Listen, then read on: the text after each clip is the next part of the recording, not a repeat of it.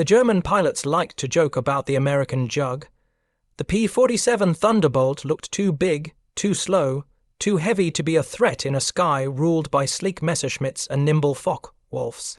And in early 1943, over the cold grey skies of Western Europe, German aces believed the Thunderbolt would be just another lumbering target they could carve up at will. But on one strange morning, as fragments of sunlight broke through the clouds, they learned what 50 caliber machine guns could do when they all spoke at once. It began with Lieutenant Mark Red Dawson gripping his control stick so tightly his glove creaked. He was still new to combat, barely 22, his face pale behind the oxygen mask. Below him, the English countryside faded away as the formation of P-47s climbed toward their rendezvous point. The engine roared like a living thing, shaking the metal around him. Red felt it in his bones. This was not a sleek fighter built to dance. This was a hammer built to strike. High above, 2 Luftwaffe pilots watched from the thin, freezing air. Oberfeld, Wilbur Franz Keller nudged his wingman and laughed inside his mask. The Americans were coming again.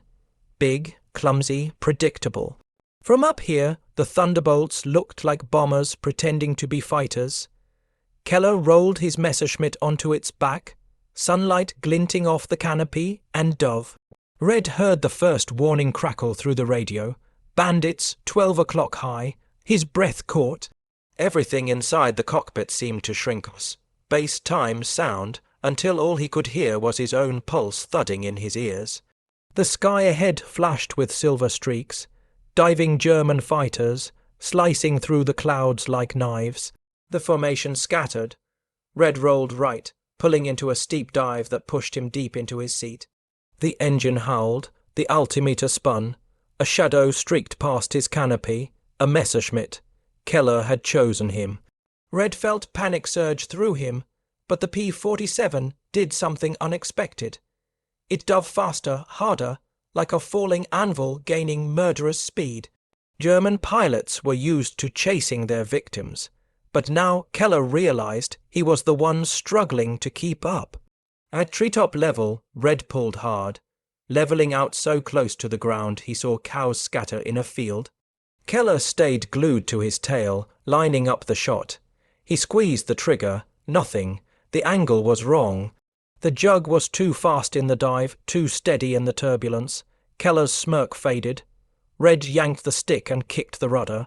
The Thunderbolt rolled, climbed, and twisted back toward the sky with a surprising grace no German had ever credited it with. Keller followed instinctively straight into the jaws of Red's counter-turn. For a second they were face to face, 2 pilots separated by yards of air and the split-second decisions that determined whether a man lived or died. Red fired first, the 8.50 caliber Browning machine guns lit up like a row of lightning bolts. The recoil shook the entire aircraft. The sound was less like gunfire and more like ripping thunder. Tracer rounds tore through the morning sky, stitching a glowing line straight into Keller's engine cowling. Flames burst out instantly, the Messerschmitt jerked upward, trailing a scream of black smoke. Red barely had time to breathe when 2 more German fighters dropped in from above, guns flashing.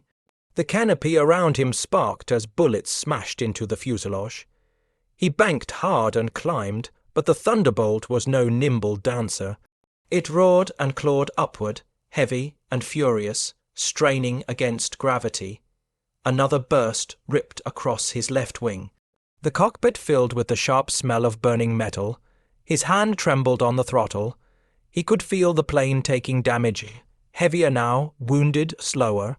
But the P-47 was built like a flying tank. It refused to die. The Germans closed in for the kill, confident again, convinced the big American plane was finally out of tricks. Red saw one of them pull into perfect firing position behind him. He should have been dead already. Then, through the vibrating canopy, he spotted something far above, sunlight glinting off metal. More P-47s diving. They fell like hawks, engines screaming, guns ready. Red pulled up, just enough to give them a clear shot, and the sky erupted. the air filled with the roar of 8 gun barrages as the arriving Thunderbolts unleashed walls of 50 caliber fire. German fighters broke off in panic, but it was too late. One by one they began to fall, leaving trails of smoke twisting behind them. The joke about the lumbering jug died in that moment, replaced by a new understanding.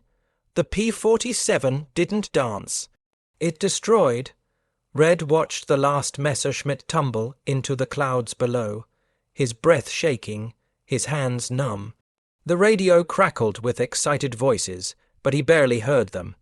His heart was still pounding from the chase, the fear, the shocking power of what the Thunderbolt could do when pushed to its limit. He looked down at the bullet holes in his wing, then back at the horizon where more German fighters were gathering, regrouping, not running yet. Red steadied his breathing as the formation drifted back into loose order, the engine rumbling beneath him like an angry animal eager for another fight. The clouds ahead were thick, churning in long grey sheets that hid shapes and shadows. He wiped the sweat from his brow with a trembling glove. The battle had lasted only minutes, but the fear, the speed, the chaos, it felt like an hour compressed into a heartbeat. Somewhere inside that cloud bank, more German fighters waited, regrouped, angry at the humiliation they had just endured. Captain Briggs's voice cut through the static. "Stay tight, boys. They're not done." Red glanced left and saw Briggs's Thunderbolt sliding into position, its wings pockmarked from enemy fire. Even damaged, it looked unbreakable like a steel fist wrapped in armor. Red felt a rush of pride. The Germans had expected to corner prey. Instead, they had woken a beast. The cloud swallowed them whole. Inside the grey world, visibility vanished. The cockpit dimmed, the windscreen fogged at the edges, and the only sounds were the engine's growl and Red's shallow breathing. He kept one eye on the artificial horizon, praying the instruments held steady. Many pilots feared clouds more than bullets here. A tiny mistake meant spinning out of control, or colliding with a member of your own formation. Red's muscles stiffened. Somewhere in this cold mist, he imagined Keller's wingman, wounded but vengeful, circling back for another strike. A sudden burst of radio chatter snapped him to attention. "Bandits in the cloud, break left, break left." Red rolled instinctively, and a dark silhouette flashed across his canopy, so close he felt the rush of its slipstream. A Messerschmitt, then another. The Germans weren't waiting. They were inside the cloud with them, turning the sky into a blind knife fight. Red pushed into a shallow dive, bursting out of the cloud into open blue. His stomach lurched as sunlight slammed into the cockpit. Below, the farmland stretched in peaceful squares, unaware that a dozen twisting contrails above it marked the border between survival and death. Two P-47 streaked by in pursuit of a lone German fighter. Another pair circled defensively, covering each other's tails. Red scanned desperately.